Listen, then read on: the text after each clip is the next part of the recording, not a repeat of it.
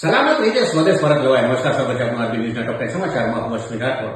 Operation Sindhu હેઠળ ઈરાનમાંથી 1117 ભારતીય વિદ્યાર્થીઓને સલામત રીતે પરત લેવાયા. ડોનાલ્ડ ટ્રમ્પે સિચ્યુએશન રૂમમાંથી જોઈ ઈરાનના પરમાણુ સ્થળો પર થતી એર સ્ટ્રાઇક તસવીરો આવી સામે. ઈરાન પર અમેરિકાના હુમલાની યુએને નિંદા કરી, કહ્યું તેના પરિણામો વિશ્વ માટે વિનાશક હોઈ શકે છે. 3 પરમાણુ સ્થળો પર અમેરિકાના હુમલા બાદ ઈરાને કહ્યું રેડિયેશનમાં કોઈ સંકેત નથી. ઈરાનનો ઇઝરાયલ પર 5મી મિસાઇલથી જવાબી હુમલો. પીએમ મોદીએ ઈરાનના રાષ્ટ્રપતિ સાથે કરી વાત. ઈરાનના પરમાણુ ઠેકાણો પર અમેરિકાના હુમલા બાદ ડોનાલ્ડ ટ્રમ્પનું રાષ્ટ્રને સંબોધન.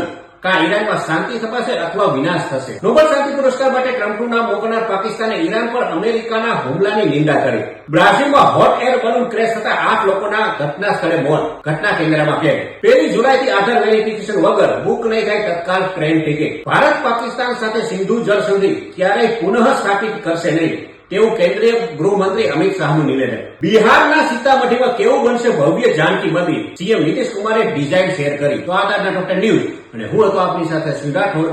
જય હિન્દ, જય ભારત.